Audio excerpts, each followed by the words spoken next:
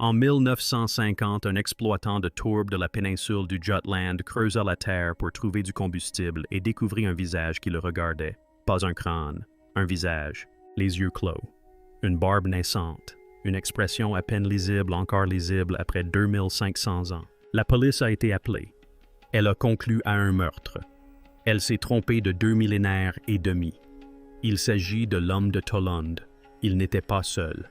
Plus de 500 corps ont été retrouvés dans les tourbières du Danemark datant de 800 avant Jésus-Christ à 200 après Jésus-Christ. Pendant des décennies, les chercheurs ont pu observer ce que les tourbières avaient préservé: peau, cheveux, contenu stomacal, le nœud coulant encore enroulé autour d'une gorge. Ce qu'ils ne pouvaient pas déchiffrer, c'était l'archive plus profonde, le matériel génétique. Les isotopes incrustés dans les cheveux comme un journal géographique écrit en chimie. Lorsque la science a enfin compris ce que la tourbe recelait, l'histoire de l'Europe de l'âge du fer a dû être réécrite. La tourbière n'est pas un paysage spectaculaire. Elle ne se fait pas remarquer. Elle s'étend plate et sombre sur la péninsule du Jutland, recouverte de mousse, presque sans relief, sans intérêt particulier pour quiconque ignore ce qui se passe en son sein. Or, ce qui s'y passe est extraordinaire.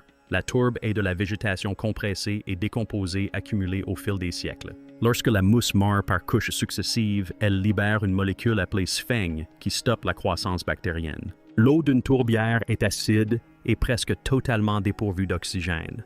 Les champignons et les bactéries, organismes responsables de la décomposition biologique, ne peuvent pas se développer dans ces conditions. La matière organique enfouie dans la tourbe ne se décompose pas comme ailleurs. Elle est maintenue en suspension dans un état de décomposition ralentie qui peut durer des millénaires. L'acidité qui stoppe la décomposition agit différemment sur les différents types de matières organiques. Les tissus mous, la peau, les cheveux, les organes internes et le contenu de l'estomac survivent. Le phosphate de calcium, composé minéral des os, se dissout. De nombreux corps des tourbières retrouvés au Danemark conservent leur visage avec une précision extraordinaire et ont perdu la quasi-totalité de leur squelette. La chimie préserve le corps et efface simultanément le squelette. C'est l'un des paradoxes les plus troublants de toute l'archéologie. Plus de 500 corps et restes squelettiques datant de l'âge du fer ont été mis au jour au Danemark seulement. Dans toute l'Europe du Nord, ce nombre se chiffre en milliers avec des découvertes importantes en Allemagne, aux Pays-Bas, au Royaume-Uni et en Irlande. La plupart datent de l'âge du fer, soit environ de 800 avant Jésus-Christ à 200 après Jésus-Christ. Une période couvrant 1000 ans de préhistoire nord-européenne pour laquelle il n'existe aucun document écrit du côté danois. 3 figures ont joué un rôle déterminant dans les découvertes scientifiques ultérieures. L'homme de Tollund a été découvert en 1950 dans la tourbière de Bjelskovdal, au centre du Jutland, par 2 frères qui extrayaient de la tourbe pour se chauffer. Son visage était si bien conservé qu'ils ont alerté la police, persuadés d'avoir trouvé une victime de meurtre récent. La datation au carbone 14 a permis de situer sa mort entre 405 et 380 avant Jésus-Christ. L'homme de Grobal a été découvert 2 ans plus tard, en 1952, dans la tourbière de Nebelgård, près du village de Grobal, également au Jutland. Un coupeur de tourbe nommé Taj Busk Sørensen a trouvé une touffe de cheveux roux dans la terre. Un corps y était attaché. Il crut d'abord qu'il s'agissait d'un homme du coin disparu des années auparavant. Il se trompait. Le corps appartenait à un homme décédé au 3e siècle avant Jésus-Christ. La femme de Huldremose fut découverte en 1879 par un ouvrier qui coupait de la tourbe près de Rampton dans le nord-est du Jutland. Contrairement à la plupart des corps retrouvés dans les tourbières, elle était entièrement vêtue. Elle avait environ 40 ans. Elle était restée enfouie dans la tourbe pendant plus de 2 ans et est remontée à la surface, sa jupe encore sur le dos. Chacune découverte par des gens ordinaires vacants à leurs occupations. Chacune si bien conservée que le meurtre fut la première hypothèse envisagée. Chacune d'une ancienneté incommensurable. Pendant des décennies, le modèle d'interprétation qui entourait ces corps était simple. Les communautés de l'âge du fer au Jutland étaient perçues comme fermées, repliées sur elles-mêmes et insulaires. Les gens naissaient vivants et mouraient dans un périmètre géographique restreint. Les tourbières étaient considérées comme les cimetières des indésirables, des criminels, des parias. Des victimes sacrificielles issues de la population locale. L'historien romain Tacite avait écrit en 98 après Jésus-Christ que les tribus germaniques noyaient leurs morts déshonorés dans des tourbières sous des claies lestées. Ce récit a façonné l'interprétation pendant des générations. Les corps eux-mêmes ont compliqué les choses dès le début. Le traitement réservé à certains d'entre eux était incompatible avec leur élimination. Leur conservation ne répondait à aucune attente et enfermait dans le tissu une trace que personne, ni en 1950 ni en 1879, ne possédait les outils pour déchiffrer. Il fallut attendre un demi-siècle de plus pour que la science capable de la lire voie le jour. L'homme de Toland a été retrouvé endormi. Ce détail est important. Il était recroquevillé sur le côté, les yeux et la bouche fermés. Sa casquette de cuir était maintenue sous son menton par 2 fines lanières. Un cordon de cuir tressé était enroulé autour de son cou. Il était par ailleurs nu. Sa position n'était pas celle de quelqu'un jeté à l'eau, mais celle de quelqu'un qui y a été placé. L'examen médico-légal a confirmé ce que le nœud coulant impliquait, il est mort par pendaison. Le cordon avait laissé des sillons dans la peau sous son menton et le long des côtés de son cou. La radiographie montrait sa langue distendue d'une manière compatible avec une suspension. Ses vertèbres cervicales étaient intactes, ce qui est fréquent lors des pendaisons où la chute est faible et la mort survient par asphyxie plutôt que par fracture des cervicales. Il avait entre 30 et 40 ans. Il est mort entre 405 et 380 avant Jésus-Christ. Son dernier repas a été examiné dans les années 1950 puis réexaminé en 2021 grâce à une méthodologie nettement améliorée.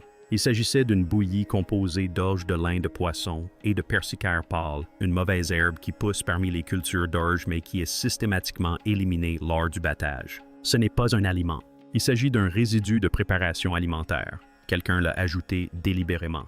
On retrouve le même élément dans le contenu stomacal de l'homme de Grobal. Ce détail, présent chez 2 individus différents séparés par plus d'1 siècle, suggère que ce schéma était intentionnel, un ingrédient rituel et non un ajout accidentel. La mort de l'homme de Grobal présentait des caractéristiques physiques moins ambiguës. Sa gorge avait été tranchée d'une oreille à l'autre. La plaie profonde et unique passait sous sa mâchoire. Un nouvel examen médico-légal a confirmé qu'il s'agissait de la cause du décès. Son tibia droit avait été fracturé peu avant sa mort. Il avait 34 ans. L'analyse de ses empreintes digitales au microscope électronique a révélé une peau lisse, sans callosité, sans trace de travail physique soutenu. Son dernier repas contenait les restes de plus de 60 plantes, des herbes sauvages, des céréales, des graines ramassées dans les environs et des traces d'ergot. La diversité des ingrédients ne correspondait pas à un repas d'hiver ordinaire. Il est mort en hiver ou au début du printemps. Il n'y avait ni herbes fraîches ni baies dans son estomac. La femme de Huldremose est arrivée à la surface encore vêtue. Ce seul fait la distinguait. La plupart des corps des tourbières sont retrouvés nus, soit parce qu'ils ont été déposés sans vêtements, soit parce que la matière organique s'est décomposée avec le temps. Elle portait une jupe en laine à carreaux teinte à l'origine en bleu et violet, une écharpe en laine rouge retenue par une épingle en os d'oiseau, 2 capes en peau de mouton superposées, la laine retournée vers l'extérieur. Sous tout cela, des empreintes sur sa peau laissaient deviner un sous-vêtement blanc en fibres végétales. Un peigne en corne, une lanière de cuir et un bandeau en laine ont été retrouvés dans ce qui semblait être une poche de la cape intérieure. Elle avait un bras sectionné. La blessure est survenue au moment de sa mort ou peu avant. Tacite a écrit que les tribus germaniques se débarrassaient des lâches et des traîtres en les jetant dans les tourbières, lestés sous des claies. Ce récit est devenu le cadre de référence pour comprendre ses décès. Il n'est pas faux à proprement parler, mais il est insuffisant. L'homme de Toland avait les yeux fermés. Son corps était disposé. Au Danemark de l'âge du fer, la crémation était la norme quasi absolue. Placer un corps intact dans l'eau plutôt que de le brûler n'était pas un traitement comme celui des déchets. C'était un acte délibéré. Les éléments matériels relatifs à ces 3 individus dépassent largement ce que peut expliquer une simple explication par l'élimination criminelle de leur corps. Il se passait autre chose dans ces tourbières. Les tissus contenaient les preuves. La question était de savoir si la science pouvait les extraire. Karen Margarita Frey est chercheuse au Musée national du Danemark. L'outil qu'elle a utilisé pour étudier les corps des tourbières n'était pas génétique mais géologique. Le strontium est un élément présent presque partout dans la nature. On le trouve dans le sol, il est absorbé par les plantes et pénètre dans l'organisme des animaux et des humains par l'alimentation. Ce qui le rend utile en archéologie, c'est que son rapport isotopique et plus précisément la proportion de strontium 427 par rapport au strontium 426 varie selon la géographie. Les régions volcaniques produisent une signature particulière. Les anciens terrains rocheux du Précambrien en produisent un autre. Les plateformes de craie et de calcaire du Danemark en produisent un autre encore. Mangez et buvez au même endroit suffisamment longtemps et cette empreinte s'imprègne à jamais dans vos dents et vos os.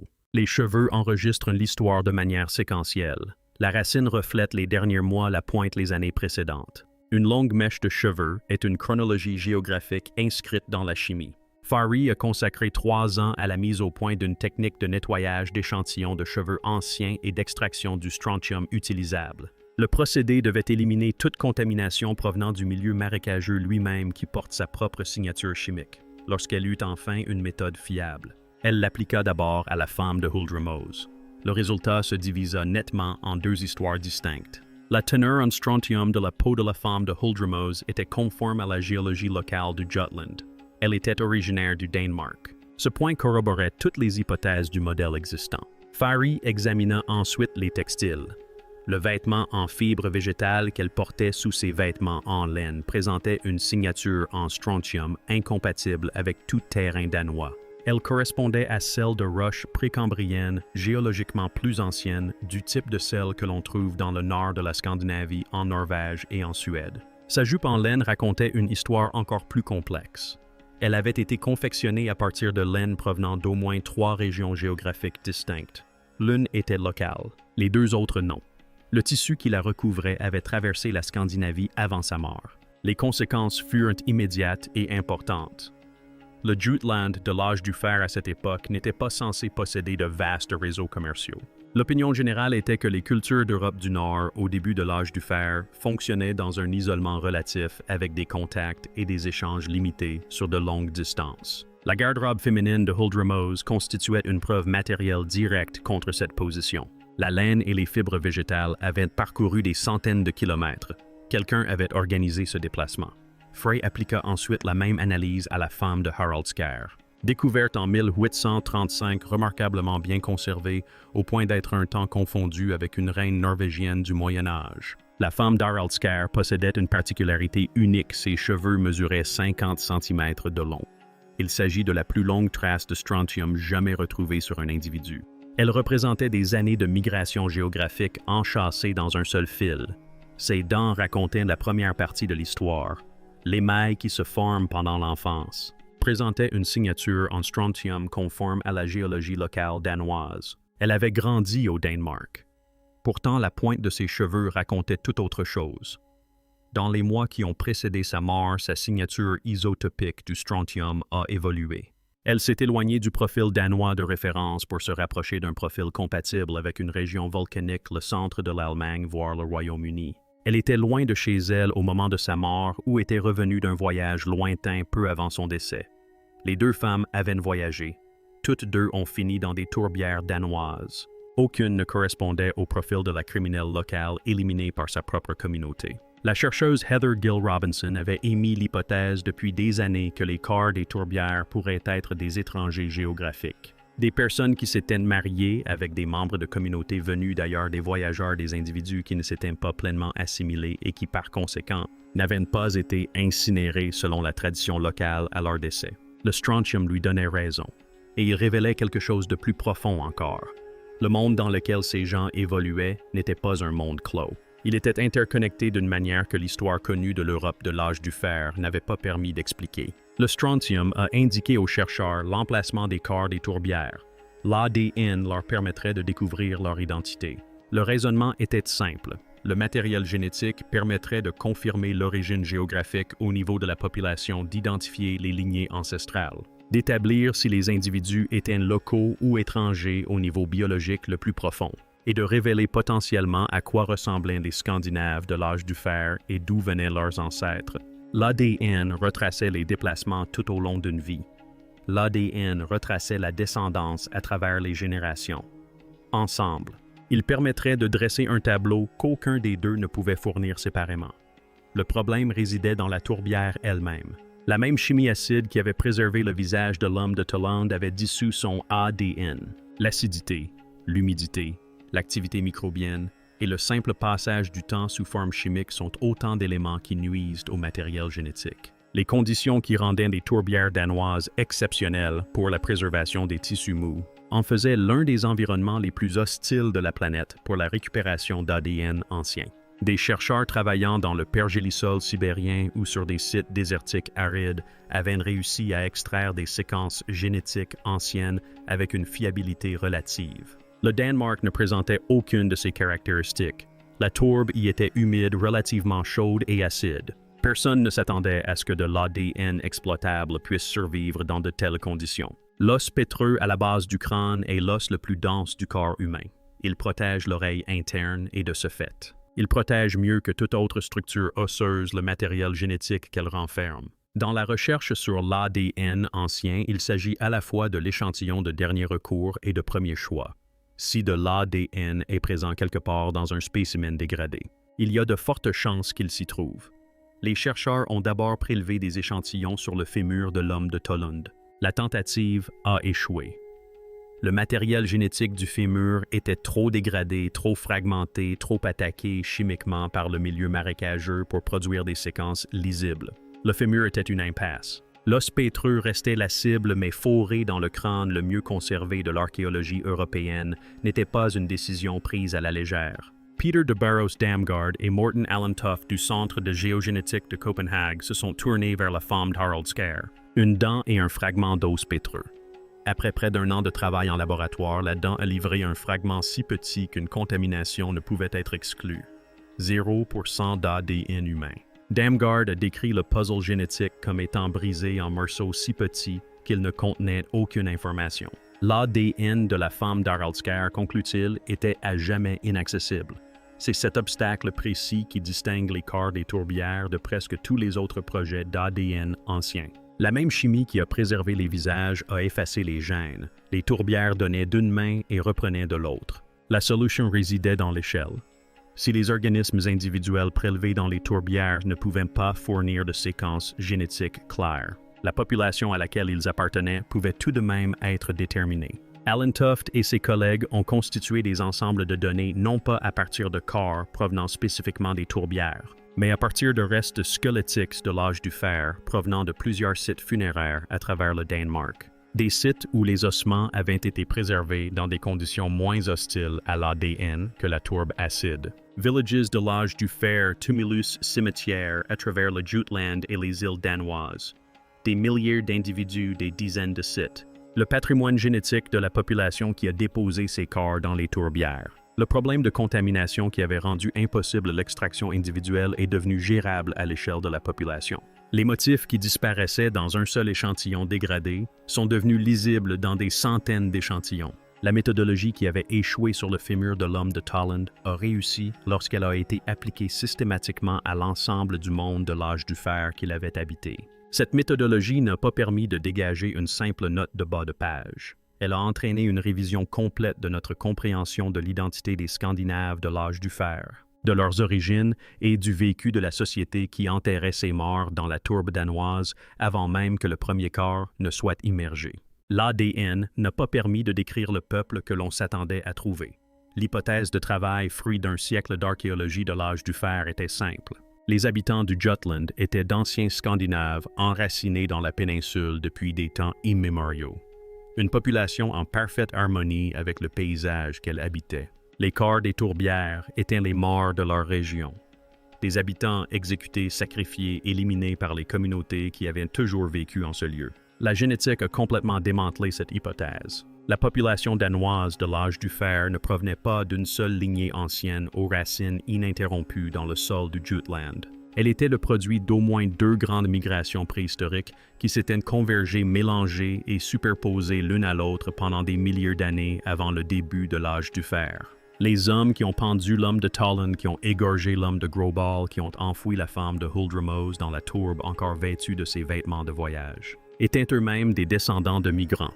La première strate génétique était néolithique. Vers 3900 avant Jésus-Christ, l'agriculture arriva au Danemark, apportée par des communautés agricoles migrant vers le nord de l'Europe. Ces agriculteurs remplacèrent ou assimilèrent les populations de chasseurs-cueilleurs qui peuplaient la péninsule auparavant et constituèrent le patrimoine génétique de la population danoise. La deuxième strate était plus spectaculaire.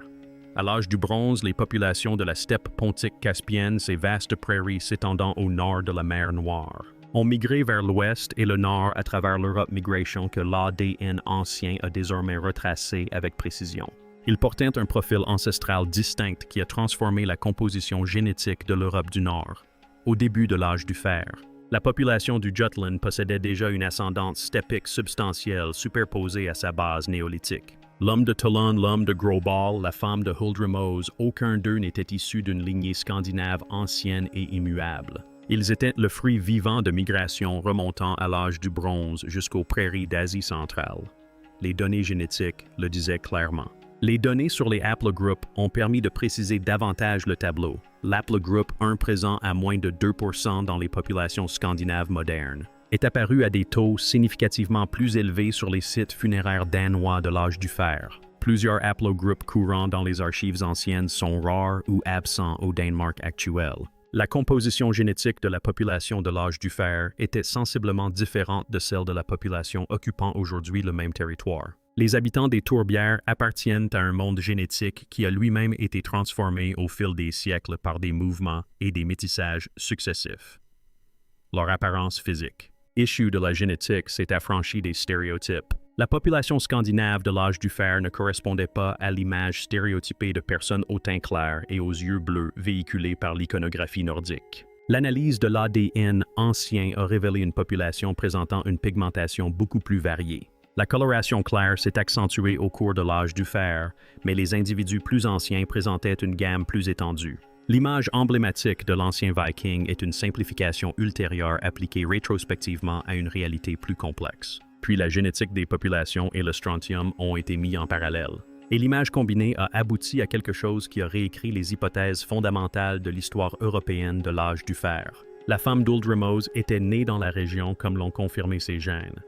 Mais elle portait des textiles confectionnés à partir de laine provenant de plusieurs régions scandinaves, et elle appartenait à une population elle-même issue de migration continentale.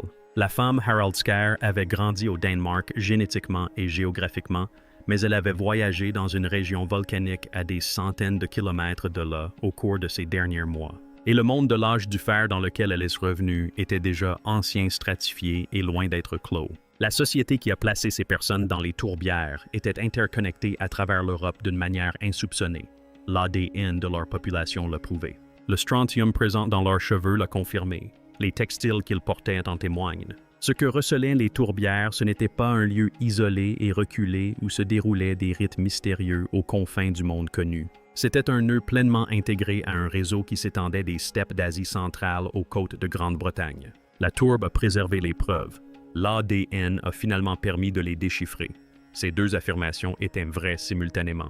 Elles le sont toujours. La violence perpétrée dans les tourbières danoises était réelle, délibérée, et grâce à l'analyse ADN, ces traces sont désormais lisibles malgré 2 ans de conservation.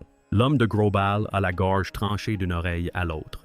L'homme de Tollund a été pendu avec une corde de cuir plissée encore nouée autour du cou. Le bras de la femme de Huldremose a été sectionné au moment de sa mort ou peu avant. Il ne s'agissait pas d'accident. Il ne s'agissait pas de noyade. Il s'agissait d'exécutions perpétrées avec précision et de manière délibérée par des personnes qui savaient exactement ce qu'elles faisaient. Les soins prodigués étaient tout aussi réels que délibérés. Après sa mort, l'homme de Tollund avait les yeux clos. Son corps reposait sur le côté, dans une position qui exigeait qu'on l'y ait placé avec précaution. La casquette de cuir était toujours sur sa tête. À une époque où la crémation était la norme quasi absolue, son corps intact fut immergé dans l'eau et laissé là. Il ne s'agit pas d'une simple inhumation. Cela implique de réfléchir au sens de cette mort et à ce qu'elle méritait. Le dernier repas rituel renforce encore leur lien.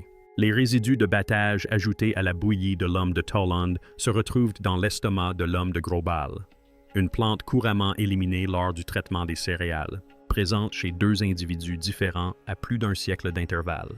Cette répétition n'est pas une coïncidence, c'est un schéma récurrent. Au Jutland de l'âge du fer, quelqu'un comprit qu'un certain type de mort exigeait un dernier repas particulier et cette compréhension perdura de génération en génération. Tacite écrivit que les tourbières servaient de lieu d'élimination pour les dégradés et les déviants. Les lâches se noyaient sous des barrières lestées, des traîtres engloutis et oubliés. Ce récit a façonné l'interprétation des corps des tourbières pendant des générations et il n'est pas entièrement faux. Exécution et dépôt dans les tourbières étaient liés en Europe du Nord à l'âge du fer. Les sources écrites le confirment. Mais Tacite était un Romain qui écrivait sur des gens qu'il n'avait jamais rencontrés, transposant des pratiques qu'il ne comprenait pas pleinement dans le cadre moral d'un empire qui considérait ses communautés comme barbares. Son récit est un point de départ, non une fin. Les découvertes archéologiques révèlent une réalité bien plus complexe. Des armes, des chaudrons, des ornements en or, des animaux abattus. Des outils brisés ont été retrouvés dans les tourbières danoises. Il ne s'agissait pas de déchets, mais d'offrandes. Des objets de valeur délibérément placés à la frontière entre le monde visible et ce qui était considéré comme se trouvant au-delà. La tourbière n'était pas un dépotoir, c'était un seuil. Si les armes et l'or étaient des offrandes, les personnes déposées à leur côté nécessitent un cadre d'interprétation différent de celui utilisé pour l'élimination criminelle. Le soin apporté au corps de l'homme de Tolland n'est pas incompatible avec un sacrifice. Il en est peut-être même la preuve la plus évidente. Un criminel jeté à l'eau n'a pas les yeux fermés. Un être sacrifié lui pourrait les avoir. La présence de strontium apporte la dernière pièce au puzzle. Toutes deux, la femme de Huldremose et la femme de Harold Scare, voyageaient avant leur mort, se déplaçant entre des communautés existant dans l'espace entre deux mondes. Des figures liminales des personnes qui n'appartenaient pas pleinement à la communauté locale, qui ne s'étaient pas assimilées, qui portaient en elles dans leurs cheveux et leurs vêtements. La géographie d'ailleurs. Dans de nombreuses traditions rituelles à travers les cultures humaines, la figure choisie pour le sacrifice est sélectionnée précisément parce qu'elle se situe à une frontière, ni totalement à l'intérieur ni totalement à l'extérieur, plus proche du seuil que quiconque. Le croque-mitaine était les personnes qui y étaient placées l'ont peut-être été choisies parce qu'elles se tenaient déjà à proximité. L'exécution criminelle et le sacrifice rituel ne sont pas des catégories mutuellement exclusives. Une société peut condamner quelqu'un et le considérer comme sacré simultanément. Le marais recelait les deux possibilités dans un même corps, dans un même nœud, dans des yeux clos. La science rendait la violence lisible. Elle ne la simplifiait pas. Elle ne le ferait jamais. Retourne à ce visage. Les yeux clos de l'homme de Tolland, la barbe naissante, l'expression indistincte qui en 1950 a interpellé deux coupeurs de tourbe et les a poussés à téléphoner. Depuis 70 ans, il est le mystère le plus célèbre de la préhistoire européenne, préservé au-delà de toute espérance indéchiffrable, au-delà de ce que l'œil seul peut percevoir. Le strontium présent dans les cheveux de la femme de Harold Scare la situait à des centaines de kilomètres de son domicile dans les mois précédant sa mort. L'analyse génétique de la population de l'âge du fer a révélé une société déjà façonnée par des migrations que personne n'avait prédites. Les textiles qui recouvraient le corps de la femme de Huldremose avaient traversé la Scandinavie avant elle. Ce que les tourbières ont préservé, ce n'est pas un monde clos de communautés isolées pratiquant des rites impénétrables dans une obscurité oubliée. C'est une Europe connectée déjà ancienne, complexe et vivante bien avant que quiconque ne la mette par écrit. La tourbe contenait les preuves. La science les a interprétées. Les questions qu'elle a soulevées restent encore sans réponse.